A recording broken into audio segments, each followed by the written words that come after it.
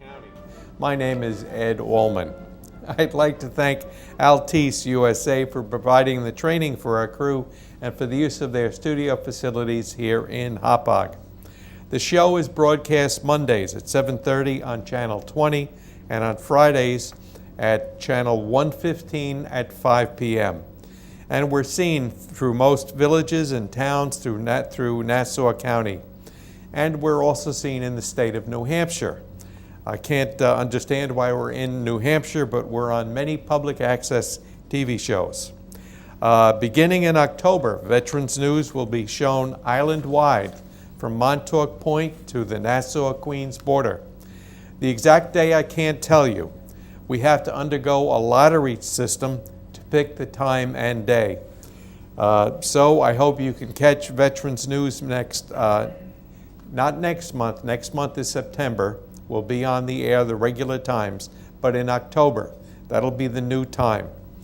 Check your public access channels. I hope you catch Veterans News. Most of all, I'd like to thank our crew. On camera 2, Al Zabrowski, and he's our director tonight. On camera 3, Loretta DeBrino. Actually, she's working in the back today. Our technical director is Robert Lane. Our floor manager is Bev Allman, and our director, as I said, is Al Zabrowski. By the way, if you'd like to ask me a question or have a comment about the show, please email me at veteransnewsuvo@gmail.com. That's veteransnewsuvo@gmail.com.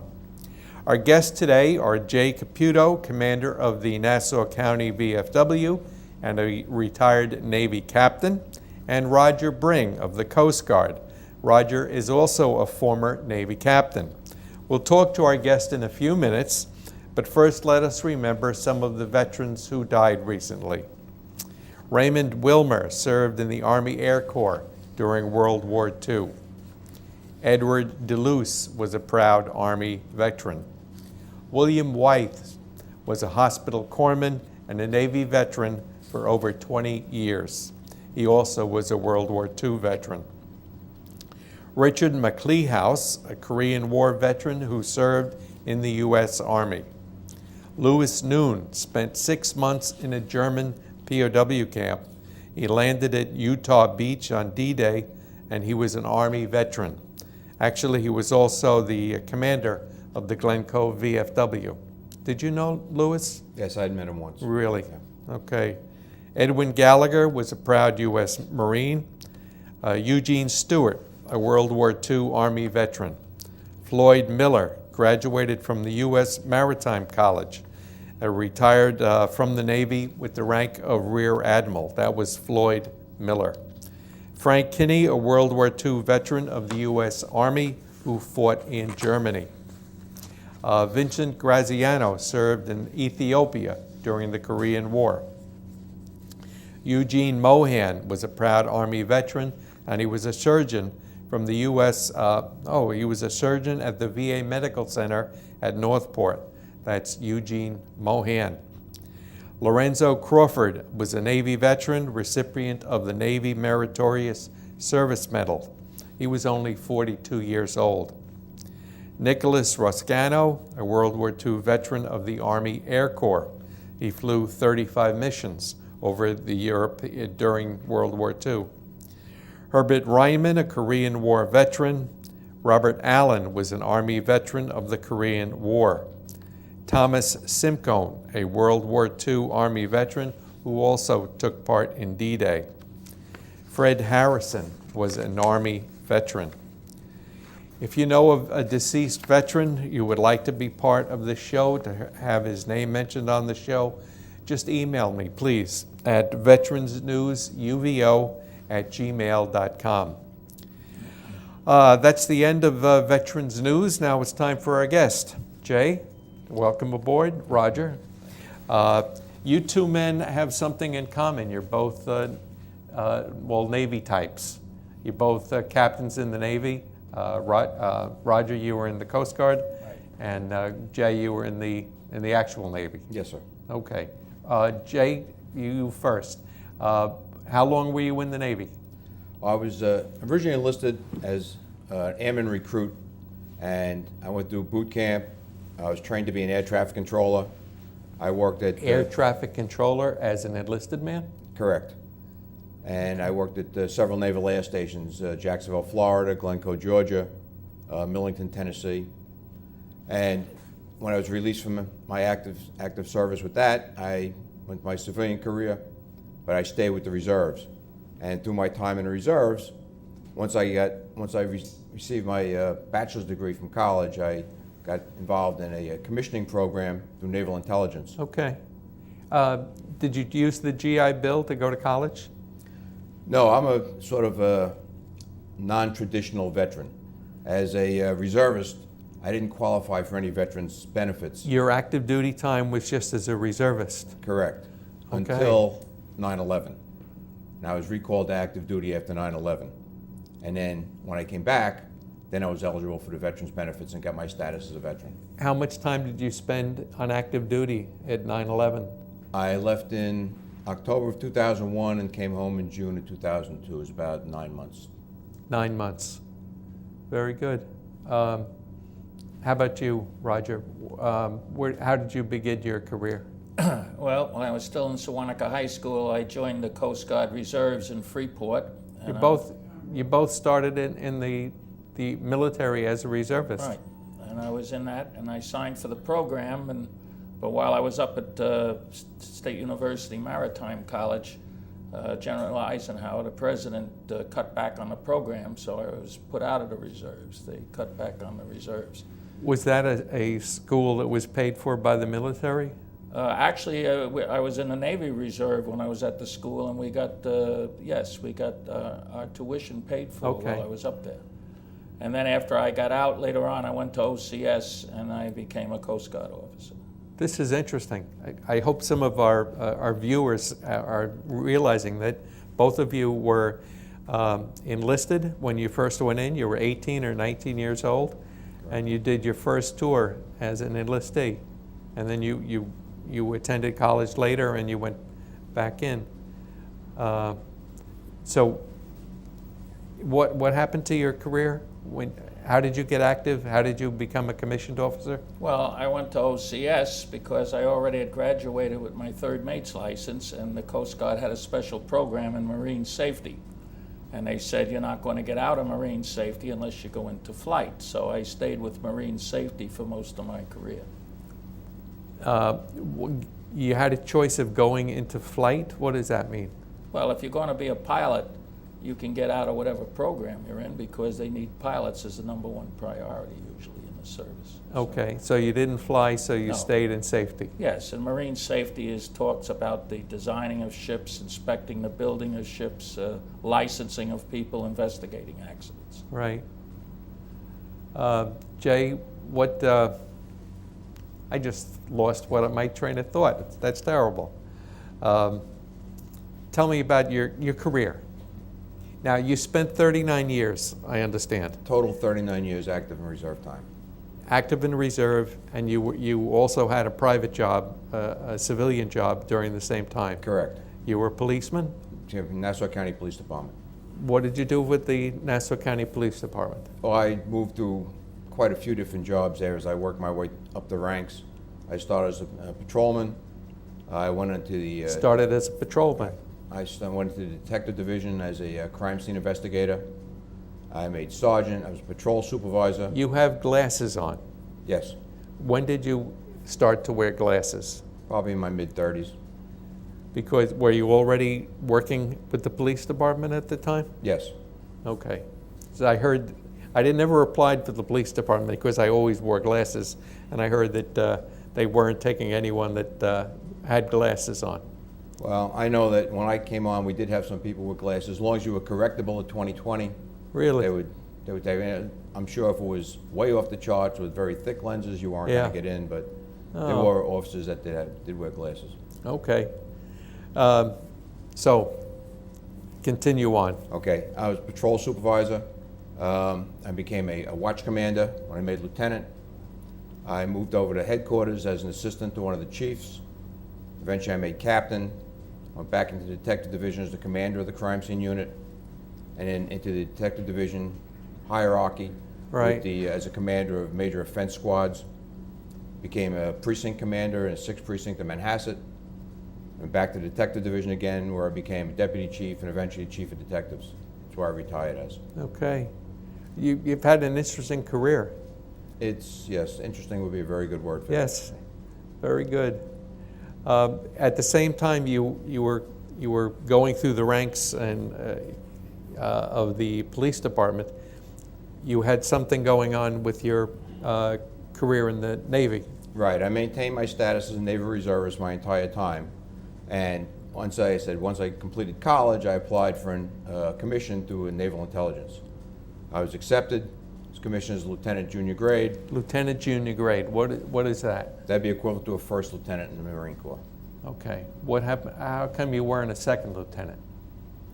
At the time, it was because of my longevity in service. I had 13 years enlisted time before I went to the commission side. So my longevity in service, they moved me up to an 02 instead of an 01. Very good. And then I did various jobs in naval intelligence, doing photograph interpretation. But then once they saw that I was in the police department, they said maybe I should move over to the Naval Investigative Service side, which is now called the Naval Criminal Investigative Service, or if you watch the TV show, NCIS. I became a NCIS agent with the Navy, and most of my career after that was in that venue. How much time did you have to spend in the service during the year? Well, as a reservist, you would spend 1 weekend a month, and then you're mandated for a minimum of 2 weeks active duty a year. But because I had vacation time available to me, I would generally spend anywhere between 2 and 6 weeks of active duty a year. Right. How about you, Roger?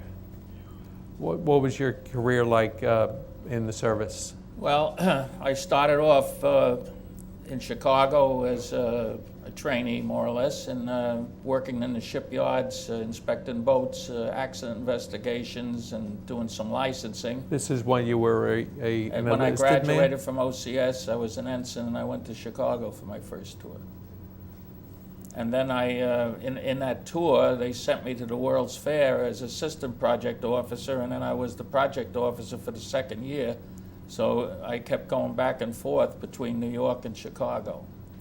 This is all active duty time Yes, you this was spent. all active duty. How much time did you spend on active? 24 years. before I 24 retired. years. I retired in 1987. And what was your rank when you retired? I was a captain. Captain. Where did you go as an officer? Where were you stationed?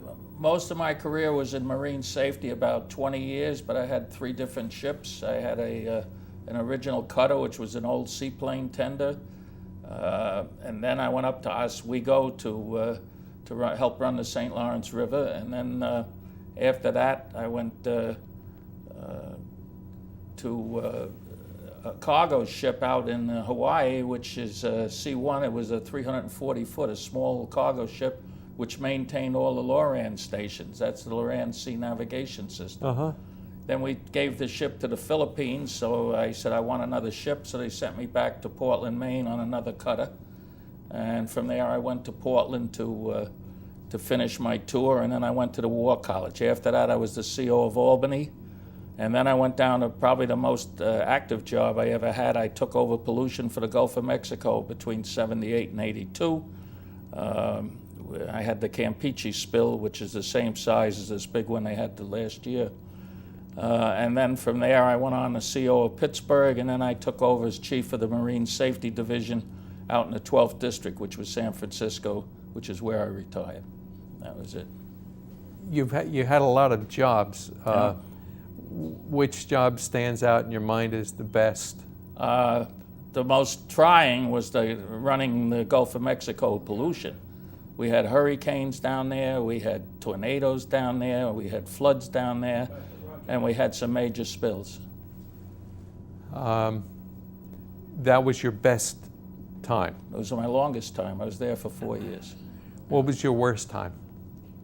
Well, worst time is probably on the ocean stations when you're off of Greenland. It gets a little rough in the wintertime because these ships are only about 320 foot long. Right. Wow. Jay, let's talk about the UVO, not the UVO, the VFW. VFW. Because you're here as the VFW commander. Correct. What is that about? What are you doing at the VFW? Right now, I'm the commander of the Nassau County Council of VFW. I represent all of the posts in Nassau County. There are 30 different VFW posts. Each post has its own commander and own command staff, and I sort of oversee all what they have and coordinate through it. They coordinate through me to the First District of New York, which is Brooklyn, Queens, Nassau, and Suffolk, and the district reports up to department, which is the state command. Mm-hmm. One of the things that we're doing now, especially this time of the year, as we're coming up towards school opening, is that we have a number of programs that we deal with students. We'd like to get them more aware of the veterans and veterans issues, and we have some programs that will allow the students to participate in either through essay or an oral essay, Right. to compete towards some scholarship money. How much scholarship money? Well, on a national basis, there are two programs. The first, at the lower level, the middle schools, is called the Patriots Pen. Patriots Pen, they offer, the children are asked to write a 300 to 400 word essay, and each year the VFW will come up with a topic for them. And this year, the theme is America's Gift to My Generation. So we're asking middle school students to write us a 300 or 400 word essay with that topic in mind. What grades are the middle school? Middle school is, I believe, 6, 7, and 8. Okay. That program nationally has scholarship money totaling over $54,000. Because that's, Okay. there's scholarship money from the post level, and then from the county level, and then Right. from the department level. And through each state, it's 50 states and 50 departments, so that's just, across the board. Uh-huh. The next level of that is the Voice of Democracy. This is for high school students. This is an oral essay. We asked them to put something together, and their topic this year is American History, Our Hope for the Future. Now, with that, they are asked to put together a 3 to 5 minute oral essay, recorded on CD, submitted to the post, Right. and each post will take the Voice of Democracy and the Patriots Pen submissions and judge them at the post level. Once we have winners at the post level, we pass that up to the county level, and again, they do the same onto the district Right. and to the department level.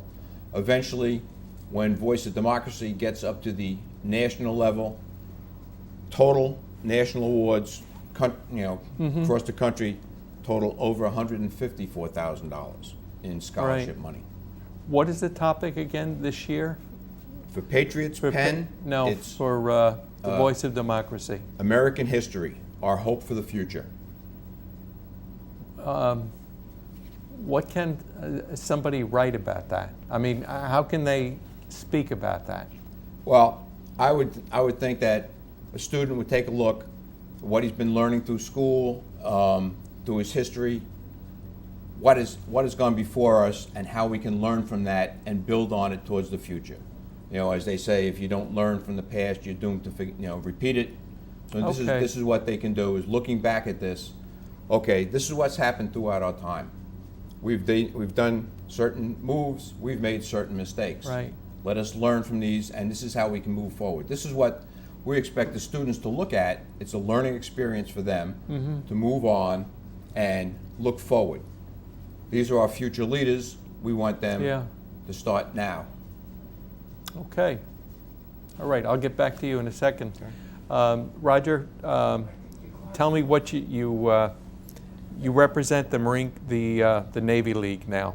Right. What is the Navy League doing? What is the Navy League? I don't All think right. most of our The viewers Navy know. League of the United States was founded in 1902 by President Theodore Roosevelt when he needed civilian support to try and expand the Great White Teddy Fleet. Roosevelt started it. Right. And that led to the original New York chapter, or council, which is still in existence today with 950 members. The Navy League has about 43,000 members worldwide, and we have 230 councils in the United States. I'm the regional commander of the Empire region, which has all of New York and Connecticut. We're a non-profit organization. We're a civilian organization, and we're advocates. We're not lobbyists. We do things. What's an advocate versus a lobbyist? A lobbyist gets paid to do it. An advocate is just a proponent. Okay. Our basic goal is to educate the public and the political people about the problems that exist in our sea services and to support the sea services. The sea services are the Navy, the Coast Guard, the Marines, and the Merchant Marine. The Marines are part of the Sea Service? Yes, they're in the Department of the Navy. Well, that's right. That's of course. Okay. So what's wrong with the service now? Why do you have a role? What kind of role does the Navy League have today? Well, I'm in the legislative, doing some legislative work, and there's 27 congressmen and 2 senators in New York, and there's 2 senators and 5 congressmen in Connecticut. The Navy League has a 20-minute presentation for all of the sea services, which we present to the congressmen. I have about 6 people throughout my region that do this. And the purpose is to present the shortfalls in the budget and to get the congressmen on board to support a stronger military. Yeah. Yeah, you were talking to me about how many ships the Navy has now and how many we should have to do what we have to do. Right now we have 272. Of course, with the last 2 accidents, we're down to 270. And we're pushing for a 355 ship Navy, and that's what the Navy's shooting for too. And this doesn't happen overnight. It'll take 30 years to get up to those numbers. It'll take 30 years. That's right, to get up to that number. How will it take 30 years? Because you can only build so many ships a year with the budget you have. You know, you just don't go from 270 to 350. It just doesn't happen without Okay. All right. programmed growth. Yeah.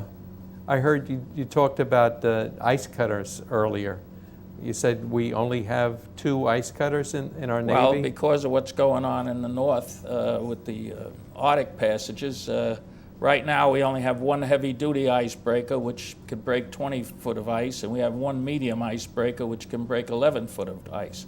The Russians have 27 ocean-going icebreakers. 27. Several of them are nuclear-powered.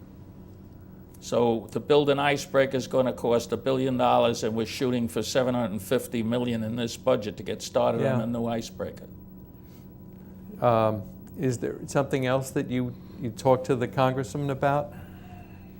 Well, on each of the 20-minute presentations, I emphasize the shortages in the various budgets. For instance, sequestration, working year to year, has cut the Navy budget by about 19%.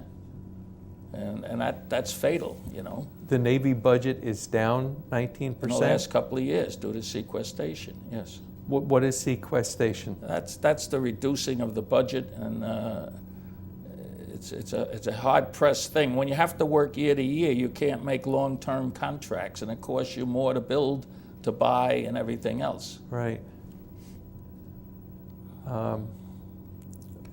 Anything else? Well, the Marines have 30 ships in their amphibious force to land 2 battalions. That programs project the Marines to be able to project 2 battalions. And they got 2 more coming with none going out. So they're up to 32, but they require 38. So we're still pushing. 38. So we're still pushing to get those extra 6 so that they can pursue their 2 battalion delivery. So right now the Marines can only put 2 battalions on a beach somewhere? Well, no, they can't. A battalion and a half right now. They Battalion don't have and a the other half. 6 ships. The other thing, their aircraft averages 22 years, and that's twice what the Navy's is. So we've got to keep pursuing the spare parts and the training so they can keep these aircraft in play. Jay, was there another thing that the VFW is doing? Yes, there's several other award programs that we put out. Again, our goal is to get the community more aware and involved in veterans activities. So we also have National Public Servant Awards, where they'll have a a nominee for National Law Enforcement Award, National Firefighter Award, and National Emergency Medical Technician Award. Each department will get to award one of those awards. So each state can have 3 awards. Mm-hmm. So we're looking to get more participation there. Any VFW post can nominate any firefighter, any medical technician, or any law enforcement officer for any of those awards. We also have, and in line with the other programs I mentioned before, is a National Teacher Recognition Program. And we recognize teachers in each of the 3 levels, kindergarten through 5, 6 through 8, and 9 through 12. Again, anybody can nominate a teacher for this. It could be a student, it could be a VFW member, it could be a principal, it could be a parent. Yeah. They just have to nominate and write a short essay why this teacher meets the requirements to be a Teacher of the Year. They would have to be actively involved in teaching civics and patriotism, things that are core to the values of the VFW. Right. Very good. Roger, is there anything else that you want to say Well, about? on November 16th, we're going to have a fly-in to Washington. We do this every other year. There'll be 75 or 100 Navy Leaguers in the legislative division, briefing congressmen and senators on the shortfalls of the budget and the needs of our services. Uh-huh. And we should hit about 200 of them total, 200 congressmen. and a few senators too. Okay. I see we only have, we have 3 minutes left. That's lots of time. Perhaps it's too much time. Jay, is there anything that you haven't talked about that the VFW is doing? Well, the VFW, obviously, our motto is, nobody does more for veterans. So we're actively involved to make sure that veterans receiving all benefits that they're entitled to. One of the things that's on our local agenda right now is that the VA is looking to close down one of the centers in Brooklyn and make it like an ambulatory care center as opposed to a surgical center. We have people that are dealing with this now, trying to talk to the Veterans Administration, and the local area veterans, basically in Brooklyn and Queens, are put off by this because they feel that they won't have as much access. Sure. Since the only center available to them will be right then in Manhattan. What are they, which VA are they trying to close? It's in Brooklyn. It's not the VA hospital. I believe I have it here. They're planning to convert a VA hospital to an ambulatory care center. One of the things about this was that back during Sandy, the Manhattan Center was closed for several months because of the flooding in Lower Manhattan, Right. and Brooklyn carried the load on that. So now, if they're talking about closing Brooklyn, that could adversely affect a lot of people. Mm-hmm. So VFW, along with other veterans organizations, are going to try to lobby the VA not to do this. Okay. Roger, any closing remarks? We have Just a one, minute left. the military budget, of course, expires September 30th. So the 18th September budget, 30th. the 18 budget has to be in effect by October 1st. So we've got to keep pushing to get this budget in place. Yeah. How is the budget going now? They're off right now. As soon as they come back, we'll be hitting it again. Right. Oh, very good. I hope it works out. Thank you very much for watching the show. I hope to see you again next month. Remember, we're going to be on a different time, a different station next month. Just watch public access so you can find out what time the show is on, what channel the show is on. See you next month.